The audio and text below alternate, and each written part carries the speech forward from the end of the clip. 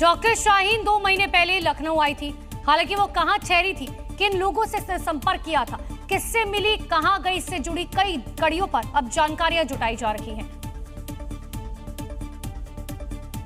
दावा किया जा रहा है कि डॉक्टर शाहीन सिद्दीकी 2 महीने पहले लखनऊ आई थी, लेकिन वो किन लोगों से मिली और कहां ठहरी थी, जांच एजेंसी इसकी तहकीकात कर रही है। डॉक्टर शाहीन और डॉक्टर परवेज के पड़ोसियों से नए सिरे से पूछताछ की जा रही है। सुरक्षा एजेंसियां उसके संपर्कों और गतिविधियों का ब्यौरा खंगाल रही हैं। डॉक्टर शाहीन के लखनऊ आने की सूचना जम्मू कश्मीर पुलिस को भी भेज दी गई है, ताकि संयुक्त जांच के तहत तथ्यों की पुष्टि की जा सके। शाहीन के अकाउंट में विदेशी फंडिंग के भी सुराग मिले हैं, जिसको लेकर शाहीन से लगातार पूछताछ हो रही है। विदेशी फंड से शाहीन गरीब मुस्लिम बच्चियों और महिलाओं के लिए मदरसे बनाने की काम करती थी। इसके अलावा जांच एजेंसियों को शक है कि शाहीन इसका इस्तेमाल विस्फोटक खरीदने और रेकी में करती थी। ये पता चला है कि शाहीन सीधे अजहर मसूद की बहन सैयदा अजहर के संपर्क में थी और मसूद का भाई दे रहा था शाहीन को ट्रेनिंग। दिल्ली में धमाके की तार फरीदाबाद आतंकी मॉड्यूल से जुड़ रही है, जिसमें जैश-ए-मोहम्मद से जुड़ी महिला विंग की मुखिया मानी जा रही डॉक्टर शाहीन पर एक और खुलासा हुआ है। आतंकी शाहीन पर बड़ा खुलासा हुआ है। डॉक्टर शाहीन जैश-ए-मोहम्मद की टॉप कमांडर है। शाहीन पर ये सबसे बड़ा खुलासा है।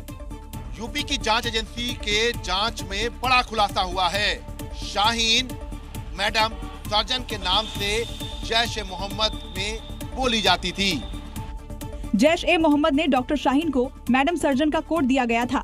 शाहीन से इस ऑपरेशन में जुड़े सभी साथी और जैश-ए-मोहम्मद से जुड़े आतंकी मैडम सर्जन कहकर बुलाते थे। शाहीन ने ऑपरेशन हमदर्द के लिए 3 कैटेगरी में युवतियों और मुस्लिम महिलाओं को बांटा था।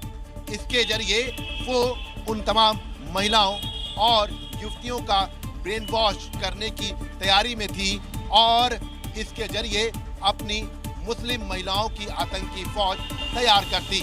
इस ऑपरेशन हमदर्द को अंजाम देने में जुटी थी जैश-ए-मोहम्मद की मैडम सर्जन। ऑपरेशन हमदर्द को 3 कैटेगरी में बांटा गया था। पहली कैटेगरी में उन मुस्लिम लड़कियों और महिलाओं को रखा गया था जो आर्थिक रूप से बहुत कमजोर थी, जिन्हें पैसे का लालच देकर दहशतगर्दी के रास्ते पर लाने की प्लानिंग थी। दूसरी कैटेगरी में उन मुस्लिम लड़कियों और महिलाओं को रखा गया था जो आमतौर पर बुर्का नहीं पहनती थी। और तीसरी कैटेगरी में उन मुस्लिम लड़कियों और महिलाओं को रखा जाना था जो विचारों से कट्टरपंथी थी और आराम से जिहाद के रास्ते पर आ जाती।